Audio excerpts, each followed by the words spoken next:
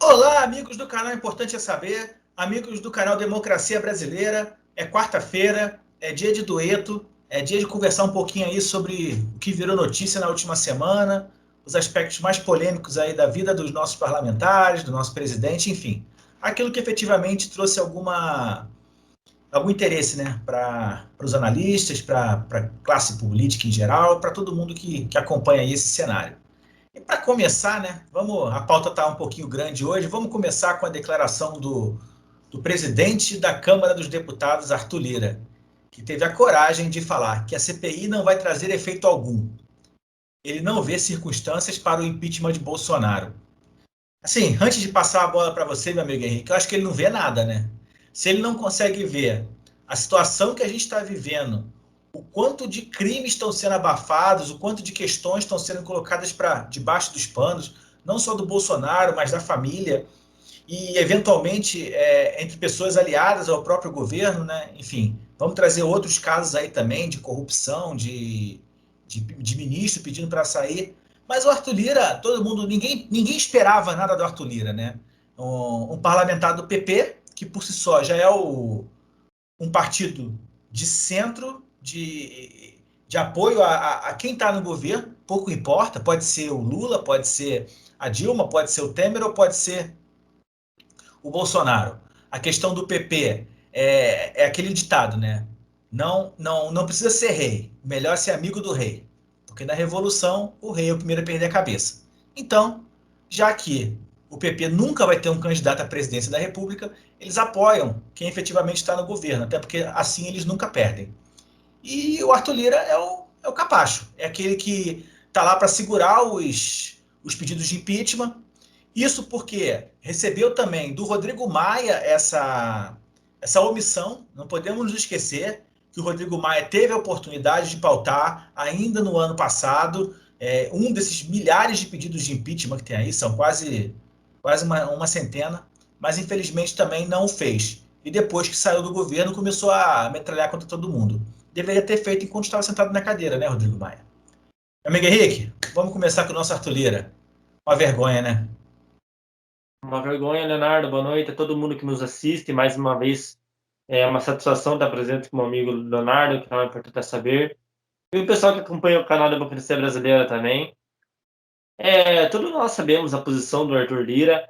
A gente viu que no começo, quando ele se elegeu a presidente da Câmara dos Deputados, teve um certo momento em que o Bolsonaro acabava não flertava com o Centrão do jeito que está hoje. Em relação a ele falar, depois dele deu aquela declaração, falando que ia dar um remédio, um remédio que ia ser muito Uma caro água. para o governo Bolsonaro, para o governo, presidente. Depois disso, não teve mais nada, porque houve o escândalo do Tratolão, houve os escândalos que ocorreram de cargos loteados para o Centrão. Então, tudo voltou à normalidade nessa triste realidade que o Brasil vive há décadas. Então, o que acontece? A gente sabe que a gente vê um centro, a gente vê um Arthur Lira fechando os olhos para a realidade. Só que, Leonardo, o que eu quero deixar bem claro eu não estou criticando a Constituição, não sou contra a Constituição, além nunca. Acho que a gente pode discordar de alguns pontos da Constituição, mas a Constituição, infelizmente, ela dá essa brecha, e é uma brecha que às vezes custa muito caro ao Brasil. E uma delas é que a pessoa que tem que acatar o impeachment, acatar o pedido de impeachment, é o primeiro que representa a Câmara dos Deputados, é o primeiro na sessão da Câmara dos Deputados, quando não é pela PGR ou uma denúncia crime pela PGR, tem que vir pelo presidente da Câmara dos Deputados. Só ele somente pode acatar isso, e isso, infelizmente, custa muito ao país, porque a gente sabe que dentro desse cargo, que é ser presidente da Câmara dos Deputados, não há um interesse pelo país, e sim há um interesse pessoal, individual, coletivo, partidário. E a gente sabe que isso prejudica muito o Brasil, e fica aquela questão, né? A pessoa não vai pelos fatos e vai por aquilo que ela tem como dever lá dentro cumprir, que é com seus aliados, com o seu partido. Então é vergonhoso O Brasil ainda está nesse rumo.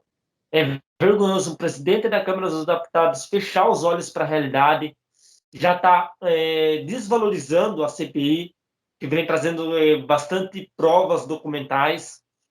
Então, eu fico triste para o nosso país. Eu espero muito, muito mesmo que há uma luz para que a verdade, os fatos sejam conclamados e o que é de justiça, justo seja feito no Brasil. Triste pela fala de um vendido, que é o Arthur Lira, que a gente sabe que já não é flor que se cheira, não, né? É verdade, não podemos esquecer que quem botou o Arthur Lira lá foi o Bolsonaro. O Bolsonaro, ao contrário da Dilma, ele conseguiu colocar as pessoas chaves nos cargos chaves. Ele se blindou muito bem, até porque ele foi um parlamentar do baixo clero por 28 anos. Ele conhece aquilo ali como a palma da mão dele. A partir do momento que ele botou o Aras na PGR, sendo que o Aras não era na lista tríplice, acho que ele nem constava. Pela primeira vez se botou o procurador-geral que não constava na lista tríplice. Mas Augusto Aras era amigo pessoal do Flávio Bolsonaro. Então ele desrespeitou a lista tríplice, não é inconstitucional, até porque a Constituição não obriga que seja respeitada, era apenas um costume de sempre se respeitar. O Fernando Collor respeitou, o Itamar respeitou, o Fernando Henrique, o Lula, a Dilma, todo mundo sempre respeitou.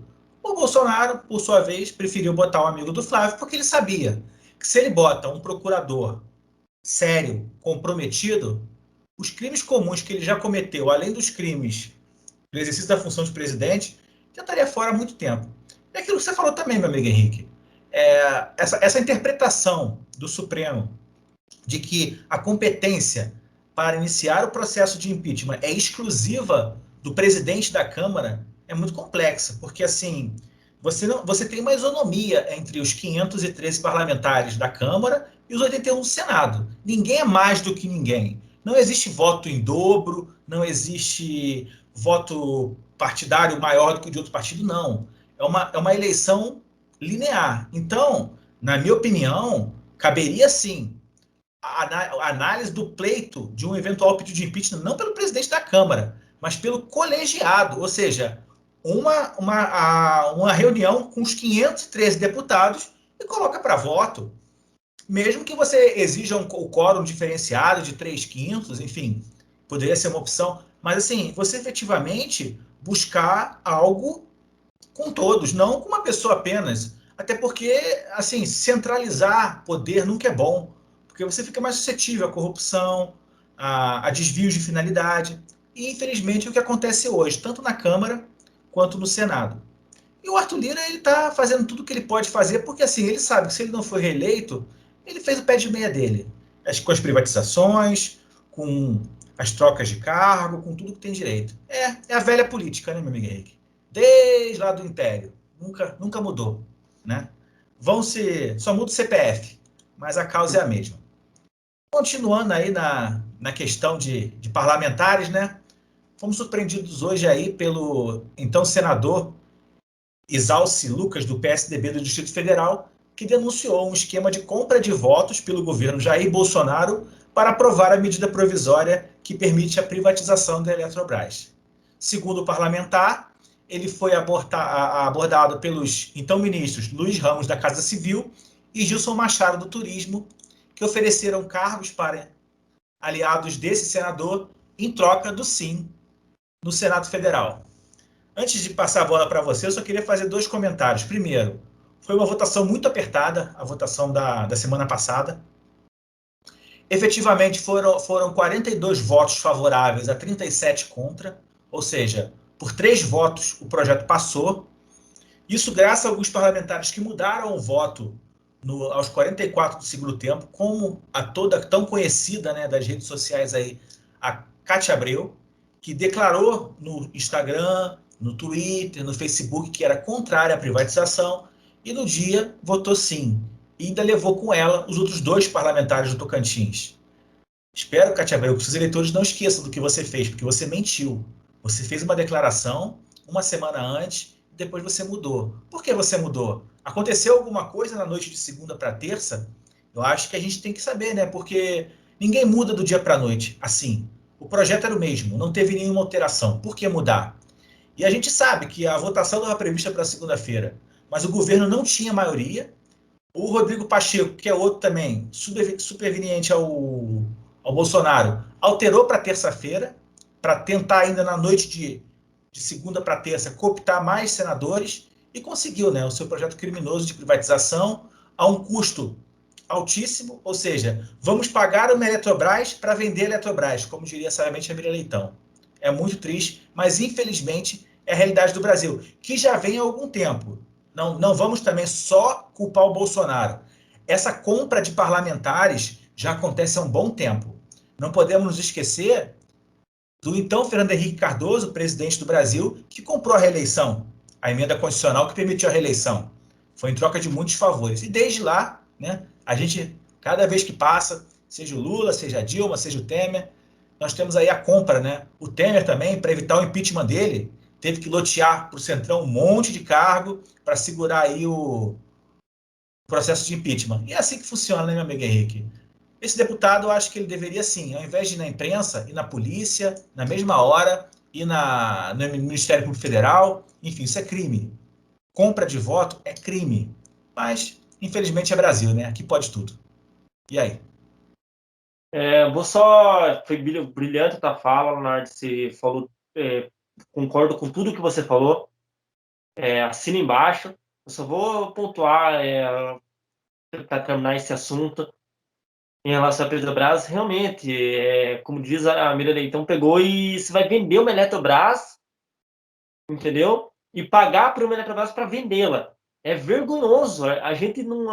Sabe, às vezes eu não consigo entender a omissão da população, porque parece que a população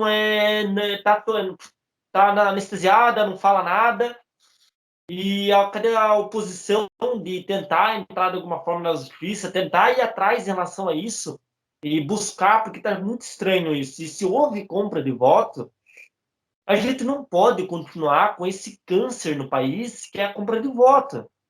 Porque a gente sempre vai continuar sendo esse mesmo país do jeito que está. A gente vê pessoas que normaliza a compra de voto. A gente vê o Ramos e o ministro do Turismo. É vergonhoso. Ou seja, aquele governo que sempre que diz, quando assumiu as eleições, que ia fazer tudo diferente, é o mesmo governo da velha política. É um governo corrupto. É um governo que compra voto. É um governo que notia cargos no Centrão. É o mesmo governo que sempre fez tão mal ao país. São os mesmos corruptos lá dentro. Então é vergonhoso a gente ver pessoas que se dizem vestir a roupa da democracia e ao mesmo tempo comprar voto. Comprar voto na democracia é vergonhoso. É vergonhoso ainda ver pessoas que defendem esse ato. E assim, eu sou contra a privatização da Eletrobras, sou a favor do nosso, sou patriota acima de tudo, sou a favor de uma empresa 100% nacional, e eu sou contra, sim. Eu acho que todas as pessoas que prezem a riqueza do nosso país também é contra. Então é vergonhoso a gente ter pessoas sendo compradas, a gente vê políticos vendendo, indo contra a própria população. É vergonhoso, Leonardo. Não tenho muitas palavras para falar porque é realmente muito triste. Sim. Principalmente no momento de crise hídrica, né? Vai faltar água no Brasil. É fato. Nossos reservatórios estão baixíssimos, né? E é questão de tempo para a gente entrar num racionamento muito sério. Pode ter certeza disso. De setembro a gente não passa. Se não chover muito, o que dificilmente vai acontecer, porque essa época do ano não é uma época de chuvas. Então, assim, a tendência é a gente entrar num racionamento, assim como aconteceu no governo do Fernando Henrique. E mais uma notícia também fresquinha de agora à tarde, a demissão do nosso então ministro do Meio Ambiente, Ricardo Salles, né? Até que durou bastante, né? Desde aquela reunião do Al Capone lá em 22 de abril de 2020, né? Que ele falou que ia passar a boiada, já era para ter sido demitido ali, né? Mas infelizmente a Polícia Federal começou a investigar, até mandar embora, né? Exoneraram o delegado que fez a investigação.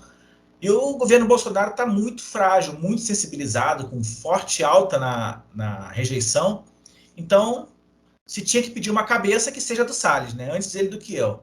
E hoje, então, o nosso ministro segue aí outros, né, como Weintraub, como, enfim, outros ministros que já foram aí, Pazuello, Queiroz, o outro que o Taixa, enfim, outros que já foram embora aí, sendo que o Taixa ainda pediu para sair, né? O Pazuello foi demitido. Enfim, menos um, né? Vamos ver quem vai para o lugar dele agora também, né? Mais um capacho. É, é verdade, Leonardo. Outra, o Salles é um covarde. O Salles é um corrupto, um bandido. Ele é a pior espécie que o Brasil já poderia ter como um político, como um ministro. É vergonhoso o Brasil ter tido o Ricardo Salles como presidente, como ministro do Meio Ambiente. É o primeiro ministro do Meio Ambiente que é a favor do desmatamento. É o primeiro ministro do Meio Ambiente que conspirava contra o Brasil, contra os indígenas, que conspirava contra o maior oxigênio do planeta, que é a Amazônia, que conspirava contra todas as pessoas que defendiam causas assim leais, que defendiam causas que eram a favor do meio ambiente. É vergonhoso um cara em 22 de abril pedir para passar a porteira, abrir a boiada para passar abrir a porteira para passar a boiada. Vamos enfraquecer as leis infralegais. É vergonhoso. Ricardo Salles, você é escória. E o Ricardo Salles só foi o sinônimo, o símbolo de um governo totalmente despreparado e irresponsável. Já foi tarde, só que aí que tá. Esse já foi tarde, custou muito caro ao Brasil. E isso vai ser refletido lá na frente, porque as ações dele serão refletidas da pior forma no país. Apesar que ele já fez o Brasil muito por culpa disso, por culpa dele, transformou o Brasil num país pária hoje em relação à comunidade internacional, em relação à defesa do meio ambiente. É vergonhoso, é triste, é lamentável a gente ter tido Ricardo Salles, futuro condenado e preso como ministro do meio ambiente no Brasil. É verdade. E antes de ir embora, ele ainda conseguiu, né? O último triunfo dele foi no próprio projeto de lei de privatização da Eletrobras. Ele conseguiu inserir lá, né, naqueles incisos lá no finalzinho da lei, já quase acabando ali para ninguém ler, conseguiu que na linha de transmissão Manaus-Boa Vista não tenha licenciamento ambiental. Ou seja, você não vai ser obrigado a ter que escutar o IBAMA e a FUNAI, sendo que a linha de transmissão ela passa numa reserva indígena, né? É a famosa boiada, né? Tira os índios de lá e acabou. Infelizmente é muito triste. Foi o que você falou, vai tarde, já era para ter sido mandado embora há muito tempo. Mas infelizmente é aquele negócio, né? A gente não espera ninguém melhor no lugar dele, né? Assim como na presidência lá da Fundação Palmares também, que tem uma aberração. Aquilo ali não é uma pessoa que diz que a escravidão foi boa para o negro. Eu não posso, cara. E está num cargo, numa fundação tão importante. Não dá. Infelizmente, assim, não adianta tirar o bispo, tirar o cavalo, se você não tira o rei. Nesse jogo de xadrez, não funciona. É muito triste. E para finalizar, até porque está ficando um pouco longo o nosso bate-papo aí, porque é muita coisa, tivemos ontem, né, o depoimento do Osmar Trevas na CPI. O que você achou? Vamos falar sério, né? Osmar Trevas é a pessoa que vive no mundo do terraplanismo, a pessoa conspiranoica, ele não fala né com cré. E mais uma vez, vindo contra o lockdown na CPI, falando falando em relação a que a culpa do que está acontecendo é de governadores. E o mais engraçado ainda é ver um senador lá querer mostrar ainda o vídeo do doutor da Globo lá, que é o Drauzio Varela, Carlos querer Varela. postar um, né, querer postar o vídeo dele de janeiro do ano passado, no comecinho da pandemia, ele queria mostrar para tentar, de uma forma ou outra, ajudar os Osmar Trevas na CPI. Sabendo que o próprio Drauzio Varela já desmentiu o vídeo, poucos meses depois de desmentir o vídeo. Então é vergonhoso, cara. É vergonhoso ver um governo, ver uma corja ali, esse deputado federal, que é o Dr. Osmar Trevas, que é. Osmar Trevas, eu chamei ele, tá, gente? Igual o professor Vila. Se vê seus Osmar Trevas, que é médico e defendeu o indefensável. É vergonhoso a gente ter esse cara. Aí na CPI mostrou que é o mesmo negacionista, que é o mesmo conspiranoico de sempre. Então não dava para esperar muito. a gente só vê que esse governo, onde passa, ele tem os seus tentáculos. E os tentáculos desse governo deixam podre nessa nossa nação, o nosso país. E um desses tentáculos é Osmar Trevas, Osmar Terra, esse inepto, esse ridículo deputado, e até então como se fosse um guru também do presidente Jair Bolsonaro. Então é vergonhoso Osmar Trevas ser um político representativo no nosso país. O Osmar Terra nada mais é que é uma figura idêntica ao Arthur Lira. É o mesmo centrão, é o mesmo tomar lá da cá, defende o presidente contra tudo e contra todos, exatamente porque se beneficia da estrutura de poder, né? E esse governo agora tem uma grande questão a explicar aí, né, meu amigo? A relação à compra da vacina superfaturada, né?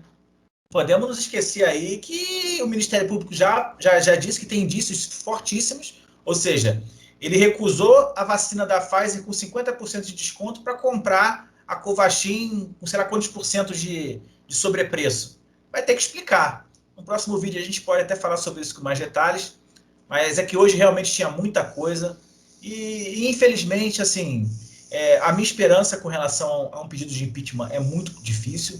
Já estamos chegando aí em junho, praticamente na metade do ano. Vamos ter o recesso parlamentar em breve.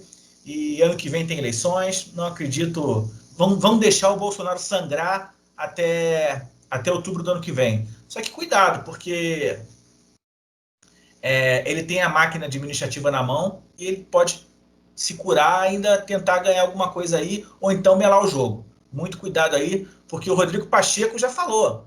Ele quer pautar o voto impresso. Então, vamos ver aí, porque é complicado. Mas essa é a minha opinião, gente. Agradeço a todo mundo que está acompanhando aí. E peço, para quem não é inscrito, se inscreva no canal Democracia Brasileira, se inscreva no canal Importante Saber, deixa o like aí, compartilha. Ajuda a gente aí a crescer com esses canais, a procurar sempre trazer notícias, trazer informação. Essa eu acho que é a nossa grande missão aqui. Meu amigo Henrique, um forte abraço, a bola está contigo e até o próximo vídeo. Forte abraço a todo mundo que nos assiste, muito obrigado por ter acompanhado aí. Eu espero que vocês deixem seu like, compartilhem, comentem, engajem nos comentários, no canal, que isso ajuda muito, tanto o canal Importante a Saber como o canal Democracia Brasileira. Muito obrigado, até o próximo vídeo, Leonardo. Até o próximo vídeo, valeu!